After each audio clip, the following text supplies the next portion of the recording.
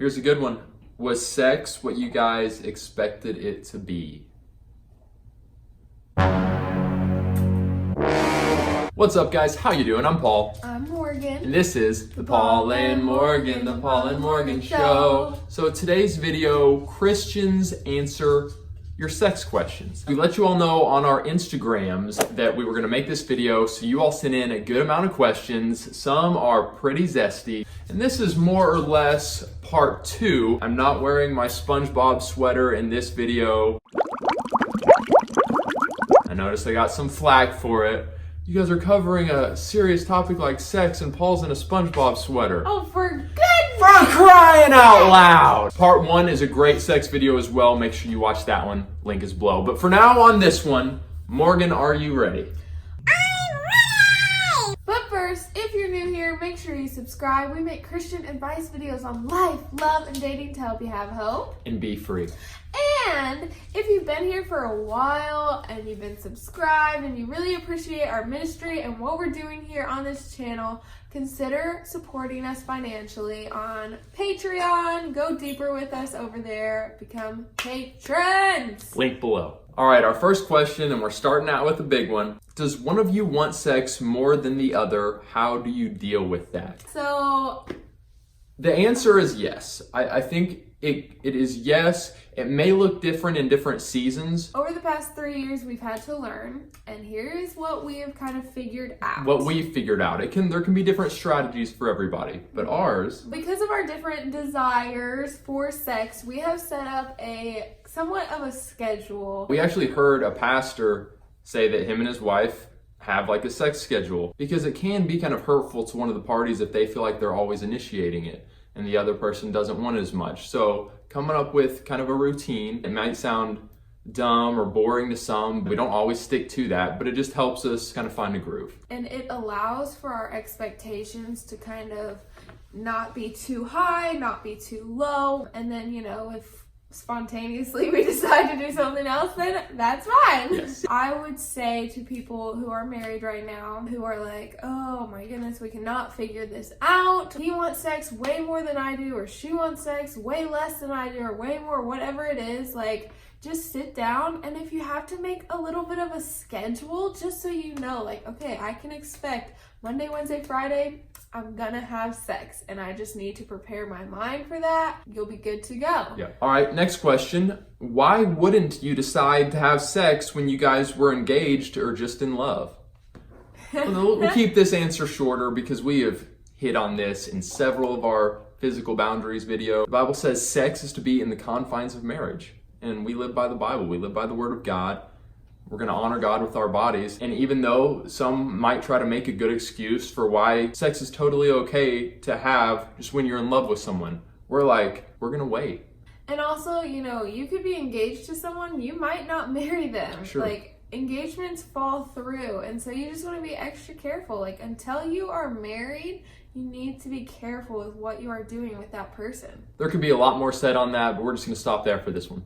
All right, here we go. Please don't call me out, but is it just me or does everyone think about sex a lot?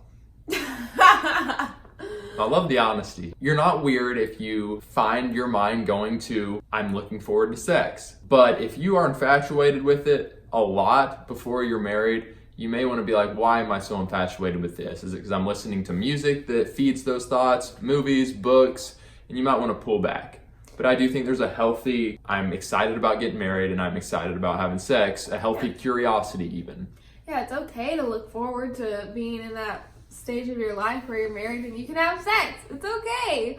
But yeah, again, like Paul was saying, if you find that you are constantly thinking about sex and it is leading you into lustful thoughts about, some guy that you have a crush on, and you're like, oh, and you start fantasizing about sex with them, even if you're fantasizing about being married to them, you're not married to them, you might not even be dating them. So just be very careful. But it is okay to think about sex. Here's a good one. Is it a difficult transition from premarital no sex, no sex, no sex mindset to post-marriage, which is all the sex you want? Well, my answer would be not really. Yeah, Paul didn't have a problem transferring from one mindset to the next. He was ready to go. I feel like a lot of people who have maybe struggled because they were in the mindset of no sex, until marriage, and then they got married and they struggled. It was because a lot of the time their views were sex is bad. I could before see marriage, that. You can't have sex. I could see even certain churches, even maybe certain parents, Yeah, absolutely. creating almost a shaming mindset of it, and that's unfortunate. And a scare tactic and a fear tactic. And it's like, that doesn't have to be the case, you guys. Like, we can look at sex like it is absolutely a beautiful, wonderful, great experience in the context of marriage. And until marriage, we wait. We wait for it. We say no to our hormones and desires until the time is right. And then I think that mind transition will be fine. Here's a good one. Was sex what you guys expected it to be? It is awesome. Truly awesome. And even though it's a spiritual thing, it's a physical thing, it's amazing, I think you can build it up so much in your mind that you're still left being like, okay, it's still just sex. Is that fair to say? There's still more for us, which is ultimately heaven and eternity. There's still better things. Because I think anything in this world, though it can be amazing, still leaves us desiring more, which is God. Don't get me wrong, guys. Sex is awesome. I think that for people who wait 26 years, 30 years, 40 years, I don't know, 100 years? to have sex, you're obviously going to have some pretty high expectations just because you waited for so long. And it's okay to have high expectations. I'm glad I had high expectations. Yeah. And it was truly amazing. But you also, I think, and we've talked about this, we talk about this in our book, of just how, like, when you're engaged and you're going through premarital counseling, something that is pretty important is to talk about your sex expectations. Oh, I like that. A lot of good questions we answer here. Very practical. Get our book. Link is in the description. If you have really high expectations and they have really low expectations, or their expectations just don't line up with yours at all, like, you want to be aware of that. Let me just clarify real quick, you guys. Sex is always good. It's not always going to be like, woo, Good out point. of this world. Sometimes it truly is out of this world, and sometimes it's just good. And that's okay, because again, sex is not just a physical thing, you know? It's a spiritual, it's an emotional bond and connection. It's like reconnecting with your husband, healthy. Reconnecting with your wife. All right, next question is, do the clothes have to come off, particularly for the girl?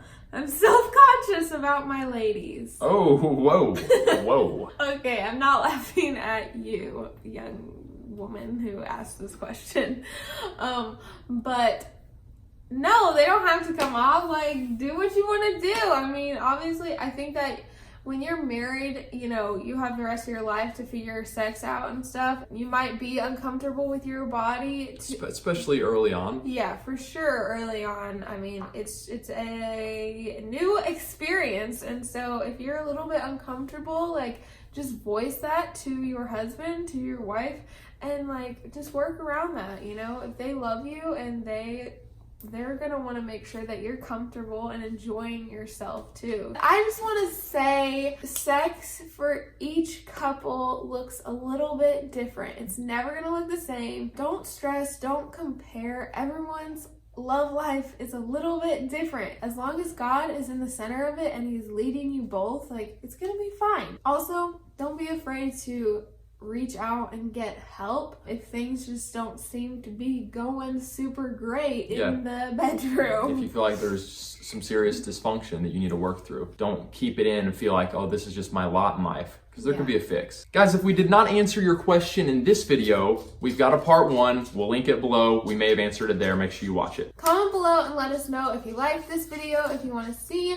more videos like this. And if you're married, whether you're young in your marriage or you've been married for 50 years, comment below with your one sex advice. Keep it clean though. Give this video a thumbs up if you enjoyed us taking on this topic. Have a wonderful rest of your day, and we'll catch you again very soon. Have hope. And be free! I'm not wearing my SpongeBob sweater in this video. I noticed I got some flack for it.